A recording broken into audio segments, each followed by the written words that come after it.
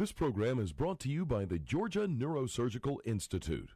For over 50 years, rendering neurosurgical care to patients of all social conditions, treating complicated problems involving the brain, spine, spinal cord, and peripheral nerves, endeavoring to encourage quality care, medical research, innovation, and education on a local, national, and international basis.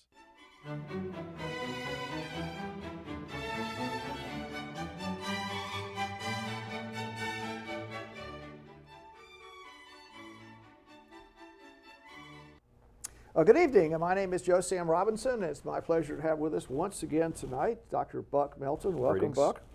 Well, we've had conversations about a lot of things, and we're in the middle of electoral season. The American people are choosing their next president. They're picking a whole host of people for political offices, and lots of things are being said.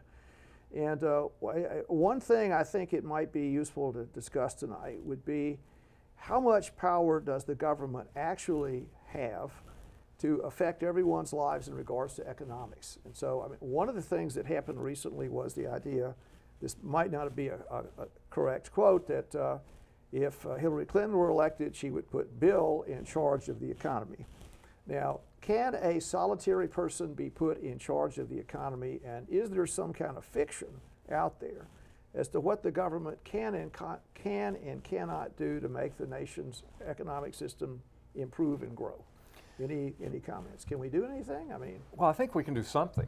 There are some more direct means and some less direct means that the government has to influence economy, for better or for worse. Yes. The typical ways are fiscal policy, how you spend your money, how you tax, yes. Monetary policy, how much money you've got out there, trade policy, how much money's coming in, how much money's going out.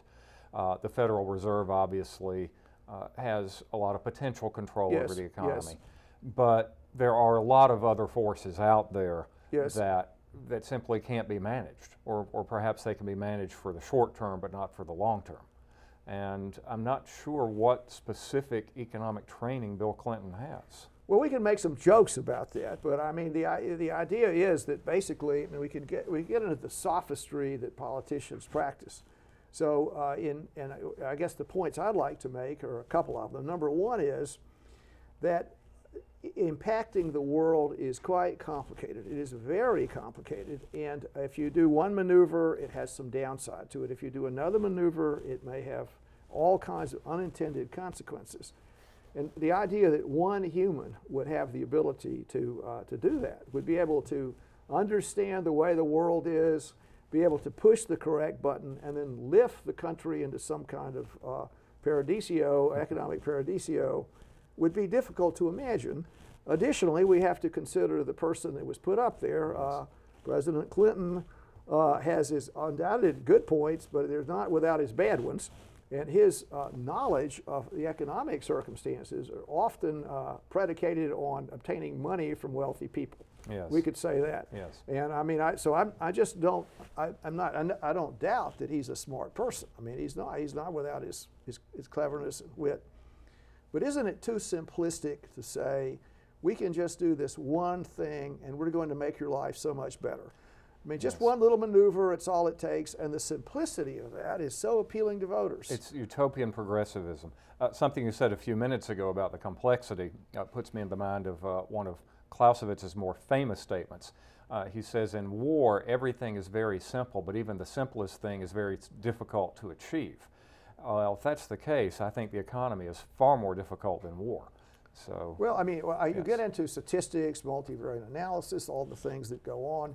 And there's so much in regards to economic circumstances that are outside of human control. There can be drought. There can be some kind of unknown failure of some human activity. There can be war. There can be social unrest. There are all sorts of things that are very difficult to do. And I guess we get into the question, if you really were going to put a person in there to do something with the economy, and well, maybe we could speak about some of the issues that you discussed that might be good in regards to growth. So can you make things grow? Can you have more the gross national product get better? How would you do that? how is government policy going to improve growth? Do you have any thoughts on that? You've got me. For that, you need some specialist called an economist. Yes. And as I think we've agreed that Bill Clinton is not that person, and even, of course, economists Although disagree. he's not without his skills, shall we Yes. say? Yes.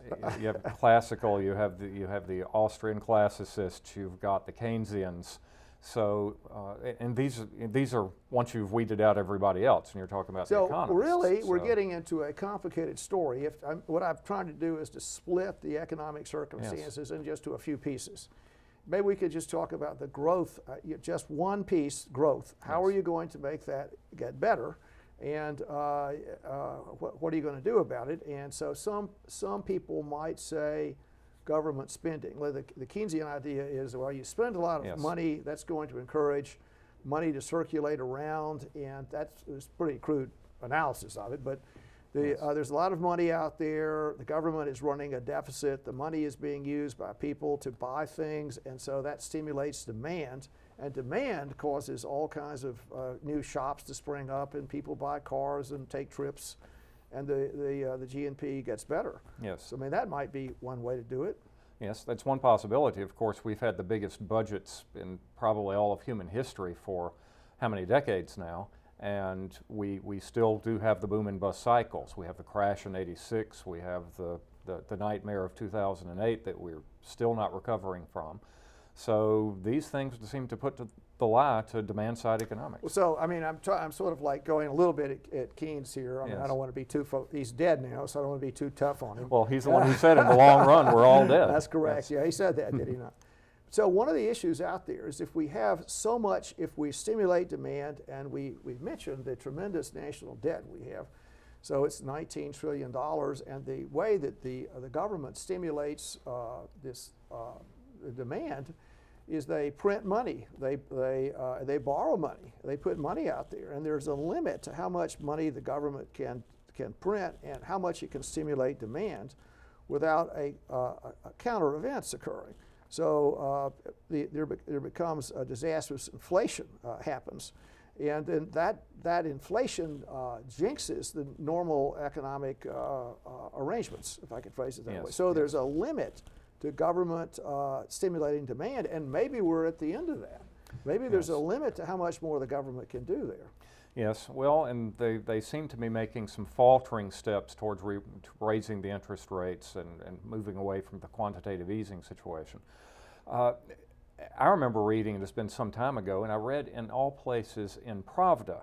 Well, that's natural. You've been reading Pravda much. Well, I'm a graduate of a liberal university. And of course, was it English translation or in the Russian? Pravda has a very slick website now. Oh, okay. Now, there was a time after the fall of the Soviet Union and before both Bush and Obama managed to start reinstituting the Cold War, that Pravda was a very interesting outside critical look without being. One can say that. Yes. Yeah, I think that's fair. But Pravda had argued that the two things on which American economic and industrial might, the two things on which they were based were sound currency and cheap energy. And both of these things went away in the early 70s when Nixon removed the last vestiges of the gold standard, and then the energy crisis hit in 1973. Now, with fracking and new cheap oil, I don't know how long it's going to last or how long it takes before we get to the peak oil situation. We've got at least the potential to solve one of those problems. Of course, we're in competition now with the world, with the developing countries, China and India, who are going to be huge consumers of these things. The other is a sound currency, possibly going back on the gold standard. Now, once again, a Keynesian would say this is terrible. It leads to boom-bust cycles. But once again, Keynesian economics have not done away with the boom-bust cycle. So just to keep at this, what I'm trying to get the point across is these simplistic statements to voters. People should be extremely wary of politicians that do this. And you could almost say if a politician promises you something so simple, that the politician is disingenuous at best. And so you better beware of people that are promising you simple things. So we can just, what I'm getting into is the maneuvers that might be advocated. Just in one small part of this is growth, there might be a lot of problems with that. So the government might try and stimulate demand. It could do this. It could have all sorts of negative impacts attached to it. And then in doing this, the problem turns out that it takes all the oxygen out of the room. In regards to any consideration about growth, is that there's been this enormous debt and the ways around the debt. I think there are just three substantial ways around the debt. Number one is you can default on the debt. Number two is that you can grow the economy. And number three is you can expropriate property to pay for the debt. And that's pretty much the situation that we have now. And the most painless thing to do is to grow the economy. The problem is the government's policies in regards to printing money is sort of what's caused the problem, and it might exacerbate it. Yes. Yeah, number four is debase the currency, which I think is related to the default. Okay. Well, yes. So the default is the Donald Trump you could say, apparently, you're debasing the currency is debased, and so you have the debt. Well, just continuing on this subject with what the government is up to. So in a way, I guess the point I'm making is government intervention, just in this narrow sphere, has all kinds of negative impacts attached to it. And there could be an argument that just in human affairs that we have a cyclical kind of state of affairs related. I mean, as a neurosurgeon, I'll discuss this, the way the brain acts. So you have periods of euphoria, you have periods of depression, the neurotransmitters are going up and down. So in general, there's a waxing, waning kind of cycle out there. We could talk about business cycles. Yes. And so that's the natural system is in having these cycles that are going up and down. And it's also rather predictable. Yes. So if you look at it, it's more or less generational. I mean, of course there are exceptions, but just look at these dates. The Panic of 1837, the Panic of 1857, the Panic of 1873, the Panic of 1893. You're talking about 15 to 20 year cycles. 1933, 29, 86, 73, 86, 08. 2003. Yes. Well, the next one seems to be coming in 2023.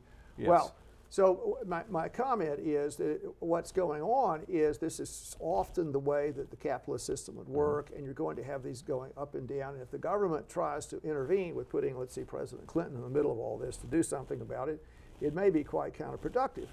Now, I talked a little bit about growth. Another system that's out there where there's no such cycle. Things are totally flat, and that would be a very socialist system, or you could say a communist system, where the state controls everything, and the cycle doesn't really appear in these extensive kind of things, but everybody is reduced to an extremely low standard of activity. Equality and poverty. But there is things are stable, if you could say it that way.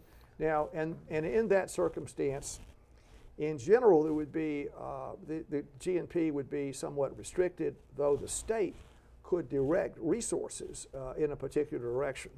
They could put a big dam up, or more likely, they might, as in North Korea, start manufacturing nuclear weapons, or be an aggressive state. Yes.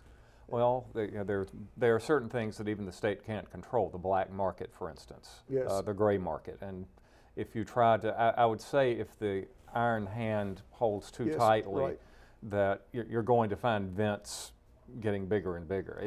You can't fight the invisible hand, I suppose is what I'm saying. So some of the government policies that could, I mean, I'm sort of saying, well, okay, what can the government do? And I'm making the comment that excessive deficits have a counterintuitive kind of response. Yes.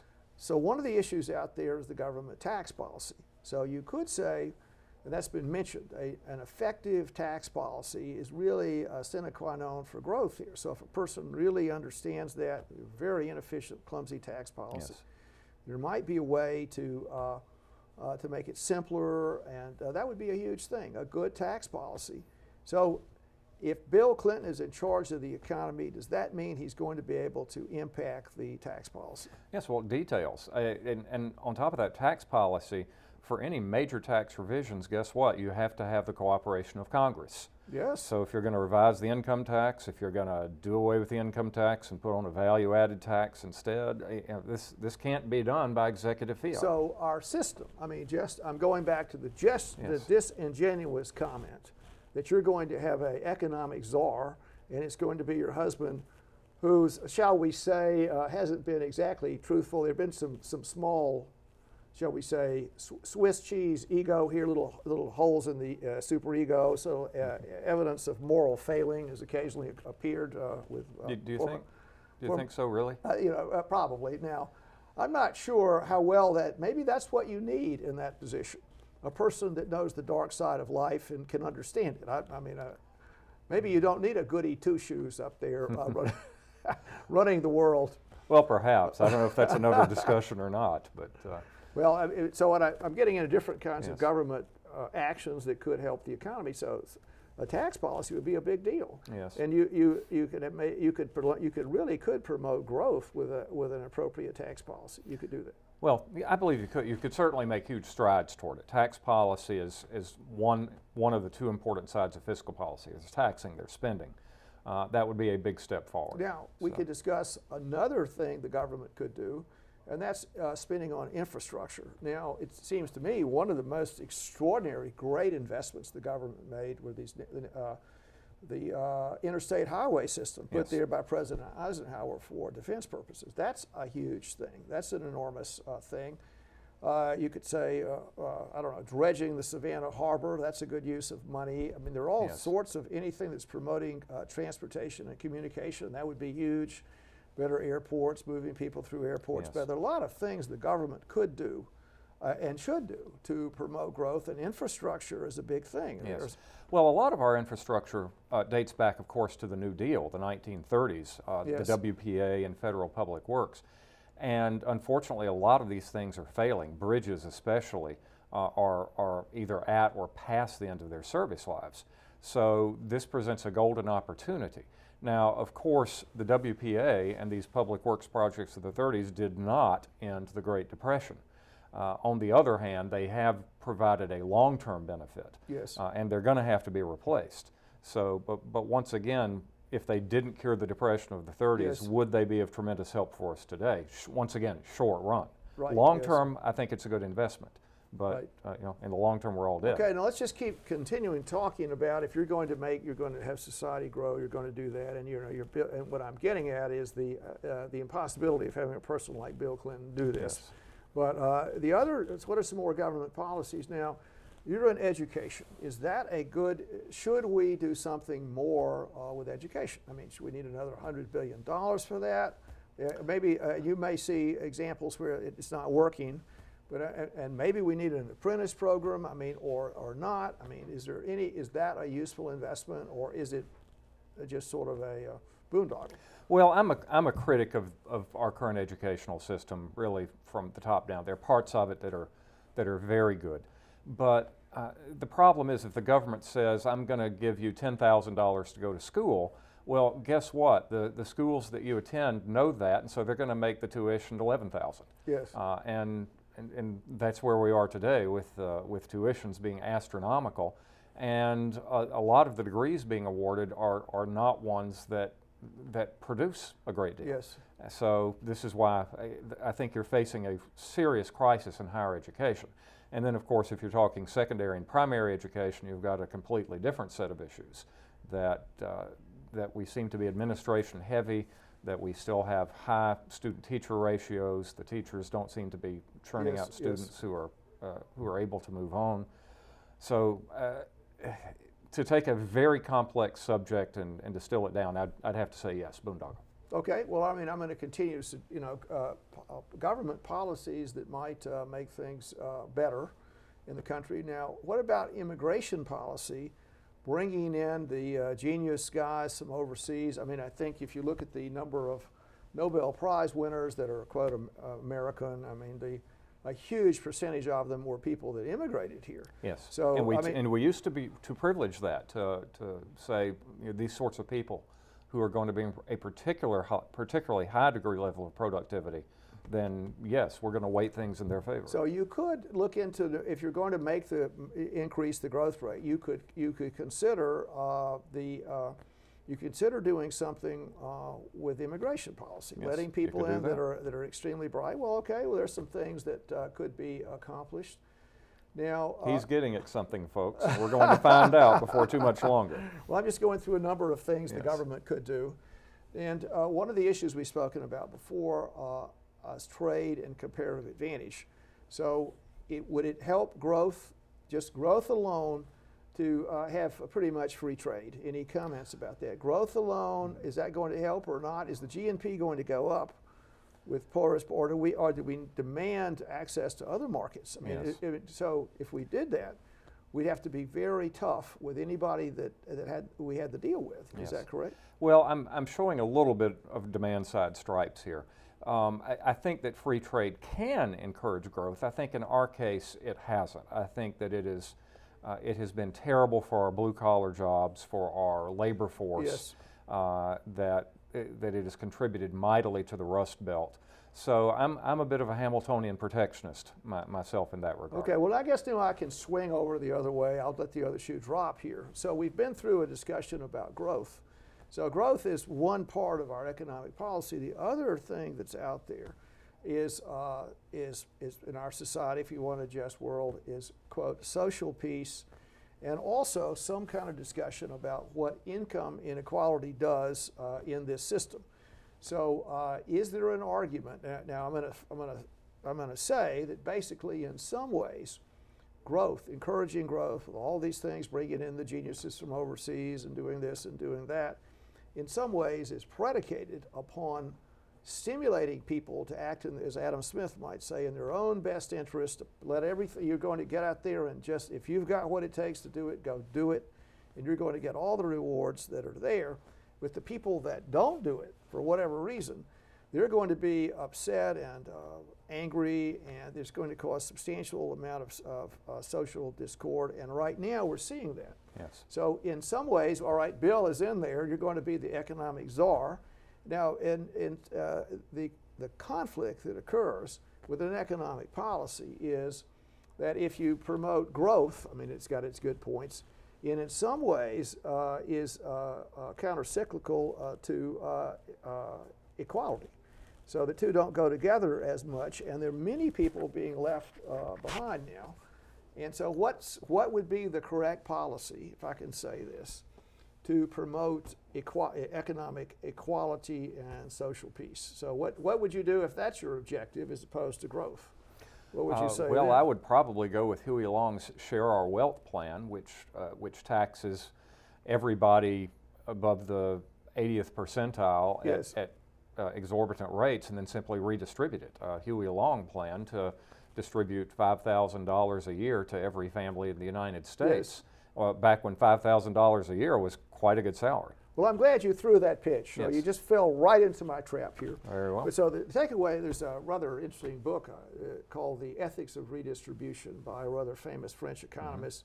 And so he went, this written maybe 1951 about the situation in Britain, and he makes the point, that's sort of against Huey Long and against redistribution, that if you actually said, okay, we're going to, he was using the analogy of Britain, about 1,000, we're going to let everybody's income go under 1,000, you can't earn any more than 1,000 pounds, and we're going to raise everybody's income to, I don't know, I'm going to say 100 to 200 pounds. Yes. So more or less, that's what Yes. you're doing. But there's not enough money up here to do that. So there's not, even though it's said that there's a lot of, we have plenty of money out there. If you actually look at the numbers, and you're going to take all Donald Trump's money, everybody's money that's a trillionaire, you're going to take all that money and decide the negative impact on anybody trying to do anything. All that money is going to be passed along to really raise the boats as much as Huey Long wanted. What you discover is you have to take money from the middle class to do this. If you really want to tremendously raise things, and there's not enough money on top to do that. So what you've really done, basically, is you've changed elites around. One of the things that takes place is the situation that happens with growth and capitalism is that you create elites that in some ways can injure other people, and the government is there to prevent that from happening. It's very complicated. Now, who are these elites? The people that have $1 trillion. Okay. The people that the system has allowed to have $1 Yes. trillion. They manipulate the politicians. They control media.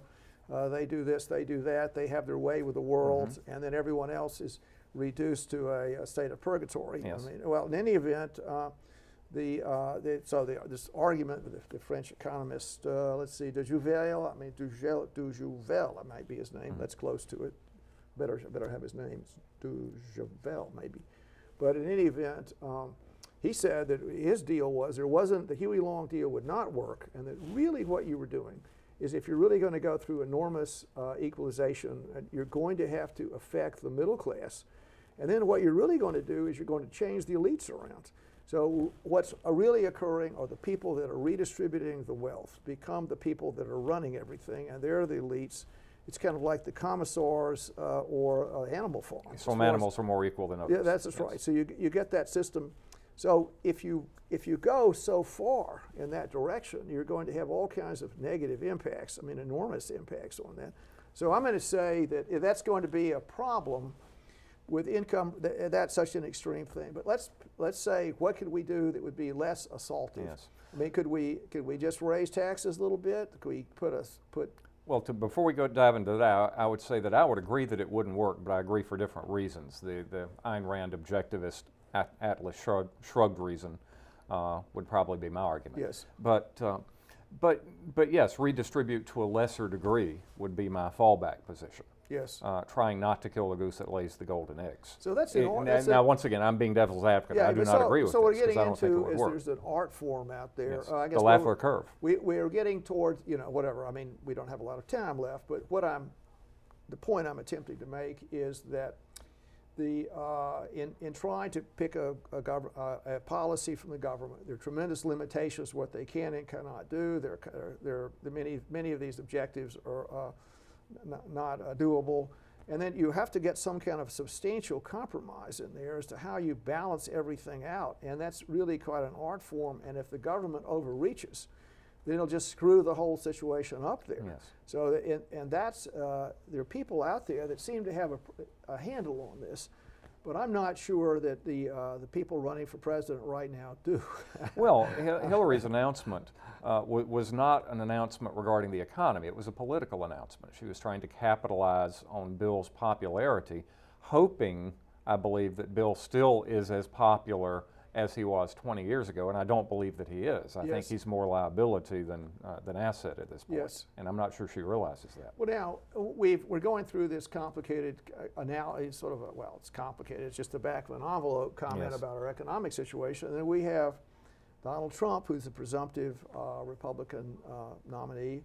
But I don't think anyone can really understand what his objective is, other than it is extremely similar to what's the touting the Bill Clinton tout on this, is that Bill Clinton can do it. Well, Donald Trump says, I can do it. I have the ability to do these complicated things because of my macro experience. And so this is a very different thing, saying you run a successful golf course emporium and you've done well with golf courses or whatever he's done well with.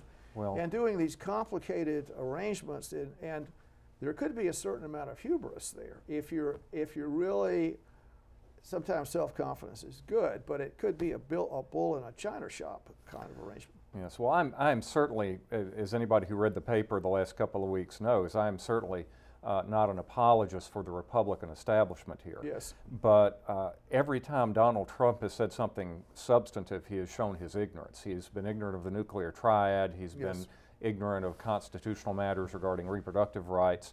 And his statement about taking a discount on the national debt. Yes. It indicates to me, I don't care how good you are at running a golf course. It's not like running a government in a national budget. Well, what you can hope is that anybody that aspires to such a high office will take advice. So you'd have to hope that all this smoke and mirrors thing is just trickery to secure the office, and that once they're in the office, the smoke and mirrors go away and they turn out to be normal people that are going to take these very complicated affairs that really require great wisdom and judgment and restraint to preserve our country, I mean, that turns out to be a big deal here. Well, your best hope is that we get somebody who knows enough to hire excellent people and then get out of their way. Well, on that mark, Buck, I think we'll conclude our evening's chat. Thank you so much for being here. Thank you.